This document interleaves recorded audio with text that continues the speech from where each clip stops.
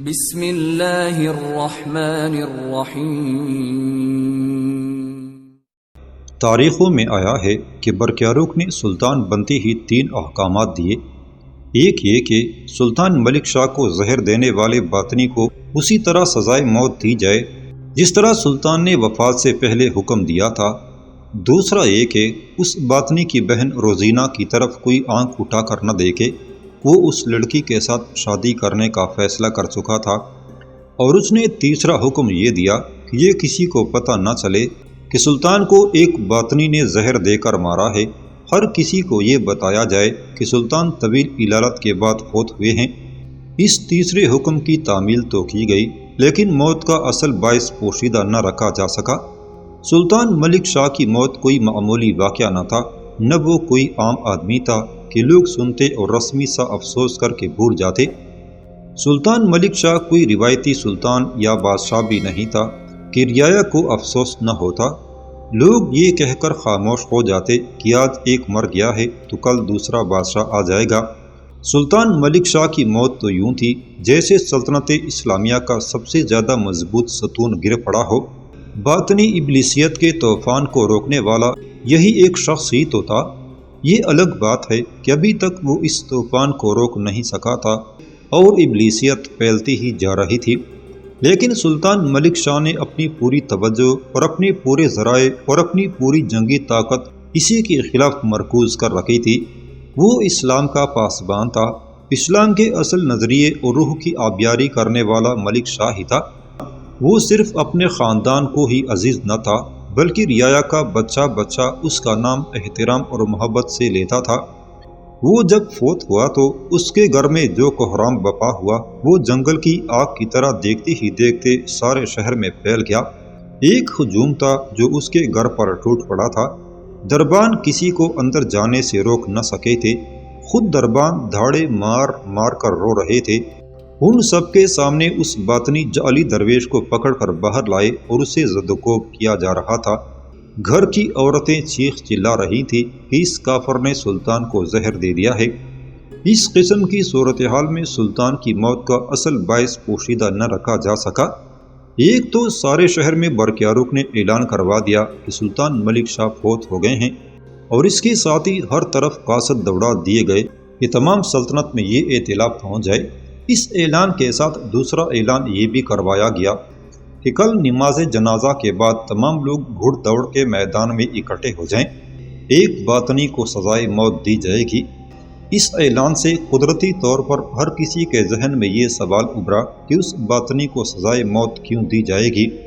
سلطان ملک شاہ کا سرکاری عملہ، گھر کے ملازمین اور دیگر شاہی خاندان سے کوئی نہ کوئی تعلق رکھنے والے افراد کچھ کم تعداد میں نہ تھے۔ جذبات کی گرما گرمی میں ہر فرد جو اس راز سے واقف تھا یہ سوال پوچھنے والوں کو صحیح جواب دیتا اور غصے کا یوں اظہار کرتا تھا کہ کل اس کافر کو کتوں سے پڑوایا جائے گا۔ اگلے روز ظہر کی نماز کے بعد جنازہ اٹھا۔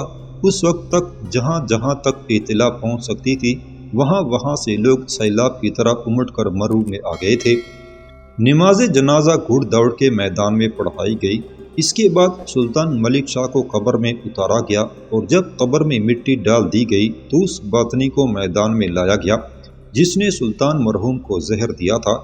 اس کی سزا کے لیے گھڑا پہلے سے تیار تھا، اسے گھڑے میں کھڑا کر دیا گیا جو اس کے گھٹنوں سے ذرا اوپر تک گہرا تھا۔ گھڑے میں مٹی ڈال کر مٹی کو اچھی طرح لوٹ پھوٹ کر دبا دیا گیا۔ اس شخص کے بازو کھول دیے گئے، ایک طرف سے 4 خونخوار کتے لائے گئے، اس شخص کے قریب لا کر کتے کھول دیے گئے۔ اس باطنی کے جسم پر کوئی بو مل دی گئی تھی جس پر کتے ٹوٹ پڑے۔ تماشائیوں کا ہجوم دور کھڑا تماشا دیکھ رہا تھا۔ اس باطنی کی چیخیں زمین و آسمان کو ہلا رہی تھی۔ آخر اس نے بڑی ہی بلند آواز میں نعرہ لگایا، امام حسن بن صبا زندہ باد۔ یہ اس کی آخری آواز تھی۔ اس وقت تک کتے اس کی کال ادھیڑ چکے تھے۔ تھوڑی ہی دیر میں کتوں نے اس کا ایک ایک عضو الگ الگ کر دیا، اس کا سر دور جا پڑا، اور پھر کتے اس کے جسم کے ٹکڑے اٹھا کر ادھر ادھر ہو گئے۔ لوگوں کو یہ نہ بتایا گیا کہ اس شخص کو یہ سزا کیوں دی گئی ہے، لیکن لوگوں میں یہ خبر پھیل گئی تھی کہ اس نے سلطان ملک شاہ کو زہر دیا ہے۔ ایسی غسیلی آوازیں اور ایسی للکار بھی سنائی دی کہ اس شخص کے خاندان کے بچے کو یہاں لا کر کتوں سے پڑوا دو۔ کوئی کہہ رہا تھا کہ اس کے گھر کو آگ لگا دو۔ یہ تو کسی کو بھی معلوم نہیں تھا کہ وہ کہاں کا رہنے والا تھا۔ اس سوال کا صحیح جواب صرف روزینہ دے سکتی تھی جو اس باطنی کی بہن تھی۔ اس وقت روزینہ سلطان کے محل کے ایک کمرے میں اکیلی بیٹھی تھی۔ اسے ابھی معلوم نہیں تھا کہ اس کی قسمت کا کیا فیصلہ ہوگا۔ سلطان ملک شاہ سپرد خاک ہو گیا اور اس کا قاتل اپنے انجام کو پہنچ گیا اور سلطان کے گھر میں روزینہ ایک مسئلہ بن گئی۔ اس خاندان کی کوئی عورت روزینہ کو قبول نہیں کر سکتی تھی کیونکہ وہ سلطان کے قاتل کی بہن تھی۔ یہ شک بے جا نہ تھا کہ وہ بھی قتل کی اس سازش میں شریک تھی۔ سب دیکھ رہے تھے کہ اس نے سلطان کے بڑے بیٹے برقیاروق کو دام محبت میں گرفتار کر لیا تھا اور برقیاروق نے اعلان کر دیا تھا کہ کوئی بھی روزینہ سے باس پرس کی جرت نہ کرے اور وہ اس لڑکی کے ساتھ شادی کرے گا۔ برقیاروق نے تو یہ اعلان کر دیا تھا لیکن برقیاروق کی ماں کے لیے یہ شادی قابل قبول نہیں تھی۔ وہ شام کے وقت کسی کو بتائے بغیر اس کمرے میں چلی گئی جہاں روزینہ اکیلی بیٹھی تھی۔ تصور میں لایا جا سکتا ہے کہ سلطان ملک شاہ مرحوم کی بیوی کس قدر غمگین اور اداس ہوگی۔ روزینہ نے اسے دیکھا تو وہ اٹھ کھڑی ہوئی۔ بیٹھ جاؤ لڑکی، سلطان مرحوم کی بیوہ نے ایک طرف بیٹھتے ہوئے کہا۔ میں تمہارے ساتھ کچھ باتیں کرنے آئی ہوں۔ تمہیں صرف میرے بیٹے نے ہی پسند نہیں کیا تھا بلکہ مرحوم سلطان نے اور میں نے بھی تمہیں دل سے پسند کیا اور فیصلہ کر دیا تھا کہ برقیاروق تمہارے ساتھ شادی کر لے، لیکن جو ہوا وہ تمہارے سامنے ہے۔ میں کیسے برداشت کر سکتی ہوں کہ اس شخص کی بہن کو اپنی بہو بنا کر ایک سلطان کے خاندان کی فرد بنا لوں جس نے صرف مجھے ہی بیوہ نہیں کیا بلکہ مرحوم کی 2 اور بیویاں بھی بیوہ ہو گئی ہیں، اور لوگوں سے پوچھنا کہ وہ یوں کہہ رہے ہیں کہ سلطنت سلجوقیہ بیوہ ہو گئی ہے۔ میں تمہیں کوئی سزا سنانے نہیں آئی، میں تمہارے ساتھ ایک نیکی کرنا چاہتی ہوں۔ یہ بتاؤ کہ تمہیں کہاں جانا ہے، میں 2-4 محافظوں کے ساتھ باعزت طریقے سے تمہیں وہاں تک پہنچانے کا انتظام کر دوں گی۔ محترم خاتون، روزینہ نے غم سے بوجھل آواز میں کہا، یہ تو بات کا حادثہ ہے کہ سلطان میرے بھائی کے ہاتھوں اس دنیا سے رخصت ہو گئے، اور اس صورت میں یہی ہونا چاہیے کہ آپ سب مجھے دھتکار دیں۔ میں اس سے پہلے کی بات آپ کو سناتی ہوں۔ برقیاروق نے جب مجھے کہا تھا کہ وہ میرے ساتھ شادی کرنا چاہتا ہے تو میں نے انکار کر دیا تھا اور میں نے کہا تھا کہ میں شاہی خاندان کے قابل نہیں، ہم آپ کے مقابلے میں بہت چھوٹے لوگ ہیں۔ خاتون محترم، برقیاروق نے مجھے مجبور کر دیا کہ میں اس کے ساتھ یہاں آؤں اور سلطان مرحوم اور آپ مجھے دیکھیں۔ میں نہیں آ رہی تھی، آئی اس لیے کہ میرے بھائی نے یہاں آنا تھا اور وہ مجھے اکیلا سرائے میں نہیں چھوڑنا چاہتا تھا۔ یہ تو مجھے معلوم ہی نہیں تھا کہ اس کی یعنی میرے بھائی کی نیت کیا تھی۔ میں یہاں آ گئی، سلطان مرحوم نے مجھے دیکھا۔ وہ باتیں مجھے کیوں سناتی ہو؟ سلطان مرحوم کی بیوہ نے کہا، میں نے تمہیں کوئی سزا نہیں دینی، میں کہہ چکی ہوں کہ تمہیں باعزت طریقے سے رخصت کروں گی۔ میری عرض ہے کہ میں جو کچھ کہنا چاہتی ہوں وہ آپ سن لیں۔ روزینہ نے کہا، میں یہ بتا رہی ہوں کہ میں برقیاروق کے ساتھ شادی کرنے سے انکار کر چکی تھی۔ برقیاروق نہیں مان رہا تھا، سلطان مرحوم نے اور آپ نے بھی مجھے قبول کر لیا تو میں خاموش ہو گئی۔ اس کے بعد جو خوفناک اور انتہائی غمناک صورتحال پیدا ہوئی، اس کے پیش نظر میں اپنے آپ کو اس احترام اور عزت کی حقدار نہیں سمجھتی جو آپ مجھے دے رہی ہیں۔ میری آپ سے درخواست ہے کہ جس طرح آپ نے میرے بھائی کو سزائے موت دی ہے اسی طرح مجھے بھی سزائے موت دیں۔ میں سلطان مرحوم کے قاتل کی بہن ہوں، میں رحم کی طلبگار نہیں۔ کیا تمہیں معلوم تھا کہ تمہارا بھائی سلطان کو زہر دینا چاہتا ہے؟ بیوہ نے پوچھا۔ نہیں، روزینہ نے بڑی زور سے سر ہلا کر کہا، اگر مجھے معلوم ہوتا تو میں برقیاروق کو یتیم نہ ہونے دیتی اور اسے دھوکہ نہ دیتی۔ میں کوئی بات چھپا نہیں رہی، سچ بول رہی ہوں۔ سچ یہ ہے کہ برقیاروق پہلا آدمی ہے جسے میں نے دل و جان سے چاہا ہے، اور برقیاروق مجھے اس سے بھی زیادہ چاہتا ہے۔ میرے پاس کوئی ذریعہ نہیں کہ میں اپنے آپ کو بے گناہ ثابت کر سکوں۔ میں اب برقیاروق کی بیوی نہیں بنوں گی۔ مجھے اپنے بھائی کی نیت کا علم تھا یا نہیں یہ الگ بات ہے، لیکن یہ حقیقت بدل نہیں سکتی کہ میں سلطان کے قاتل کی بہن ہوں، مجھے سزائے موت ملنی چاہیے۔ تم لوگ آخر آئے کہاں سے تھے؟ سلطان کی بیوہ نے پوچھا۔ کیا تمہیں یہ بھی معلوم نہیں تھا کہ تمہارا بھائی باطنی ہے؟ یہ میں کیسے مان سکتی ہوں؟ میرا خیال ہے کہ وہ حسن بن صبا کی فدائین میں سے تھا۔ محترم خاتون، روزینہ نے کہا، ہمارا کوئی ایک ٹھکانہ ہوتا تو میں آپ کو بتاتی کہ ہم کہاں سے آئے ہیں۔ بھائی نے بتایا تھا کہ ہم اصفہان کے رہنے والے تھے۔ بچپن میں میرے ماں باپ مر گئے تھے اور اس بھائی نے مجھے پالا پوسا تھا۔ میں نے اسے خانہ بدوش ہی دیکھا۔ چھوٹا موٹا کاروبار کرتا تھا جس سے ہمیں 2 وقت کی روٹی اور سفر کے اخراجات مل جاتے تھے۔ ہم کئی ایک شہروں اور قصبوں میں 1 سال اور 2 سال بھی رہے ہیں۔ بھائی مجھے ہمیشہ 4 دیواری میں بند رکھتا تھا، اس لیے میں نہیں بتا سکتی کہ باہر اس کی سرگرمیاں اور دلچسپیاں کیا تھیں اور وہ کن لوگوں میں اٹھتا بیٹھتا تھا۔ میں اتنا ہی جانتی ہوں کہ وہ ہر سال حج کا ارادہ کرتا تھا جو پورا نہیں ہوتا تھا، کیونکہ وہ میرے فرض سے فارغ ہو کر حج کا فریضہ ادا کرنے کا عزم کیے ہوئے تھا۔ اس گفتگو کے دوران روزینہ روتی رہی، آنسو پہنچتی رہی اور کبھی تو وہ سسکنے لگتی تھی۔ میرے بیٹے نے فیصلہ سنا دیا ہے کہ وہ تمہارے ساتھ ہی شادی کرے گا، سلطان کی بیوہ نے کہا۔ وہ میری نہیں مانے گا اور وہ کسی کی بھی نہیں مانے گا۔ کیا تم اس کے ساتھ شادی کرنے سے انکار کر سکتی ہو؟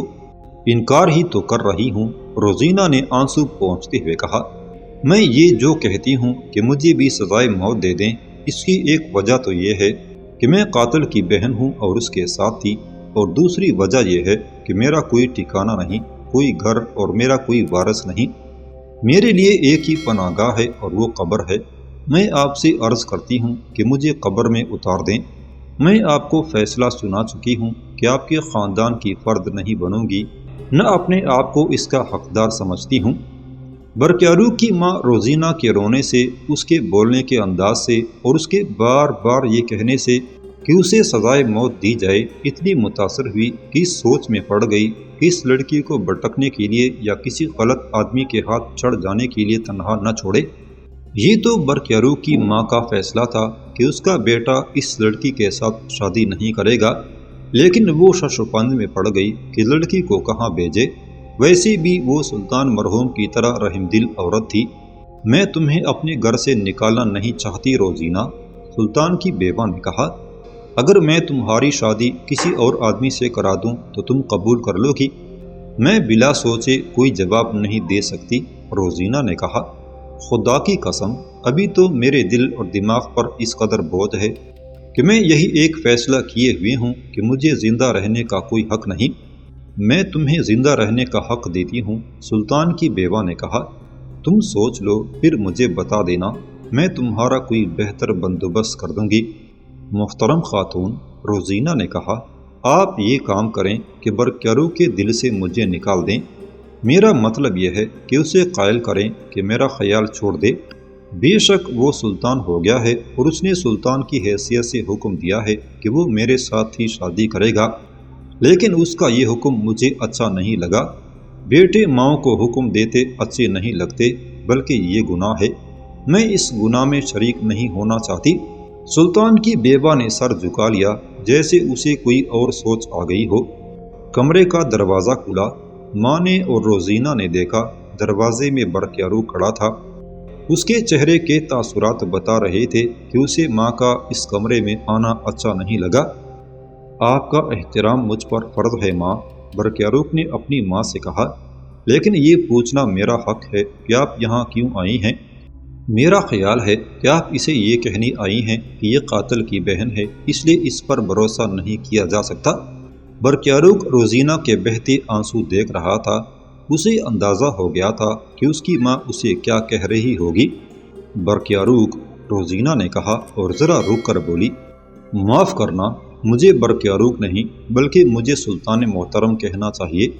آپ کی والدہ نے جو کچھ کہا اور جو کچھ میں نے انہیں کہا وہ میں لفظ بلفظ سنا دیتی ہوں۔ روزینہ نے وہ تمام باتیں جو اس کے اور برقیارو کی والدہ کے درمیان ہوئی تھی سنا دیں۔ تمہیں اس فیصلے پر عمل کرنا ہوگا جو میں سنا چکا ہوں، برقیارو نے کہا۔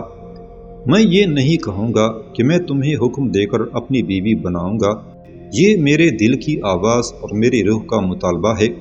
روح کی آواز روح ہی سن سکتی ہے سلطان محترم، روزینہ نے کہا۔ میری روح مر گئی ہے۔ میرے بھائی نے سلطان کو ہی زہر نہیں دیا بلکہ میری روح کو بھی زہر دے کر مار ڈالا ہے۔ میرے ضمیر پر بڑے ہی گھنونے جرم کا بوجھ ہے۔ میں یہاں سے بھاگ جاؤں گی اور میں آپ سے درخواست کرتی ہوں کہ مجھے بھاگ جانے دیں۔ میرے عزیز بیٹے، برقیارو کی ماں بول پڑی، تم ابھی جوان ہو، میری عمر دیکھو، میں نے دنیا دیکھی ہے اور انسانوں کو پڑھا ہے۔ میں تمہیں اس شادی کی اجازت دے سکتی ہوں، لیکن آگے جو کچھ ہوگا وہ میں جانتی ہوں۔ یہ بتاؤ روزینہ، برقیاروق نے پوچھا، تم نے میری ماں سے کہا ہے کہ تمہیں معلوم ہی نہیں تھا کہ تمہاری بھائی کی باہر سرگرمیاں کیا تھیں اور وہ کن لوگوں کے ساتھ اٹھتا بیٹھتا تھا، وہ باطنی کیسے بنا؟ اس نے مرنے سے پہلے امام حسن بن صبا کا نعرہ لگایا تھا۔ اس سے یہ ثابت ہوتا ہے کہ وہ حسن بن صبا کی فدائین میں سے تھا۔ وہ فدائی کیسے بنا تھا تم جانتی ہوگی۔ میں کچھ بھی نہیں جانتی، روزینہ نے جواب دیا۔ وہ مجھے الموت لے گیا تھا، وہاں ہم 7-8 مہینے رہے تھے۔ میں نے آپ کی والدہ محترمہ کو بتایا ہے کہ مجھے وہ 4 دیواری میں بند رکھتا تھا اور مجھے کچھ بھی نہیں بتاتا تھا کہ وہ باہر کیا کرتا ہے۔ اب معلوم ہوا ہے کہ وہ باطنیوں سے جا ملا تھا اور جیسے کہ آپ کہہ رہے ہیں وہ فدائی بن گیا ہوگا۔ میں اتنا ہی جانتی ہوں کہ وہ اکثر کہا کرتا تھا کہ روزینہ، اللہ کرے تمہیں کسی نیک آدمی کے پلے باندھ دوں تو میں حج کا فریضہ ادا کر لوں۔ ماں، برقیاروق نے کہا، آج ہی تو ہم نے اپنے عظیم باپ کو دفن کیا ہے۔ غم اور دکھ ابھی تازہ ہے، کچھ دن گزر جانے دیں، اس لڑکی کو یہیں رہنے دیں۔ میں آپ کے حکم کی تعمیل کروں گا، کچھ دن انتظار کر لیں۔ سلطان محترم، روزینہ نے کہا، آپ کو یاد ہوگا کہ آپ نے مجھے کہا تھا کہ آپ کو میری یہ خوبی پسند آئی ہے کہ میں وہی بات کرتی ہوں جو میرے دل میں ہوتی ہے۔ میں سچ بولتی اور سچ سنتی ہوں، خواہ وہ کتنا ہی تلخ ہو۔ میرے ذہن میں گناہ کا تصور ہی نہیں آیا، اس لیے مجھ میں اخلاقی جرت بھی ہے۔ میں آپ کو آپ کا باپ واپس نہیں دے سکتی۔ میں چاہتی ہوں کہ اپنی جان دے دوں، شاید اس سے آپ کے اور آپ کی والدہ محترمہ اور خاندان کے دوسرے افراد کی تسکین ہو جائے۔ یہ میری روح کی آواز ہے کہ مجھے بھی سزائے موت ملنی چاہیے۔ میں آپ کی والدہ محترمہ کو بتا چکی ہوں کہ میں زندہ رہوں گی بھی تو کس لیے؟ میرے لیے، برقیاروق نے کہا۔ میں جو فیصلہ کر چکا ہوں اس پر قائم رہوں گا، لیکن اپنی ماں سے اجازت لینے کے لیے میں کچھ دن انتظار کروں گا۔ یہ حسین و جمیل لڑکی برقیاروق کے اعصاب پر تو پہلے ہی غالب آ چکی تھی، لیکن اب اس نے جو باتیں کی اور جس انداز سے کی، اس سے وہ اور زیادہ متاثر ہوا۔ اس کی ماں بھی ششوپن میں پڑ گئی اور ماں بیٹے نے فیصلہ کیا کہ روزینہ کو کچھ دن یہیں رکھا جائے اور پھر کچھ فیصلہ کیا جائے۔ مرو پر غم و غصے کی جو گٹا چھائی تھی وہ سلطان کی موت کی خبر کے ساتھ ساتھ تمام تر سلطنت سلجوقیہ پر چھا گئی۔ ساری سلطنت ماتم کدہ بن گئی۔ الموت میں خوشیوں کا ہنگامہ تھا۔ وہاں سلطان ملک شاہ کی موت کی خبر پہنچی تو باطنی گھروں سے نکل آئے اور خوشی سے ناچنے کودنے لگے۔ جشن کا سا سما بند گیا۔ مرو چونکہ دارالسلطنت تھا، اس لیے اس شہر میں باطنیوں کی تعداد اچھی خاصی تھی۔ جو ہی سلطان مرحوم کے قاتل کو کتوں نے چیر پاڑ دیا، ایک جاسوس الموت کی طرف چل پڑا۔ یا امام، اس جاسوس نے حسن بن صبا سے کہا تھا، سب سے بڑا دشمن مارا گیا ہے، دفن بھی ہو گیا ہے اور اس کی گدی پر اس کا بڑا بیٹا برقیاروق بیٹھ گیا ہے۔ اور قاتل کا کیا بنا؟ حسن بن صبا نے پوچھا۔ اسے آدھا زمین میں گاڑ کر کتوں سے مروایا گیا ہے، جاسوس نے بتایا تھا۔ اس کے ساتھ ایک لڑکی تھی۔ حسن بن صبا نے پوچھا تھا، کچھ معلوم ہے وہ کہاں ہے؟ سلطان کے گھر میں ہے، جاسوس نے جواب دیا تھا۔ اس نے نئے سلطان کو پہلے ہی اپنے جال میں لے لیا تھا۔ کیا وہ اکیلی کچھ کر سکے گی؟ حسن بن صبا نے پوچھا۔ اس سوال کا جواب 2-3 دنوں بعد آ جائے گا، جاسوس نے کہا تھا۔ میں سلطان ملک شاہ کے دفن ہونے کے بعد اپنے آدمی کی سزائے موت دے کر چل پڑا تھا۔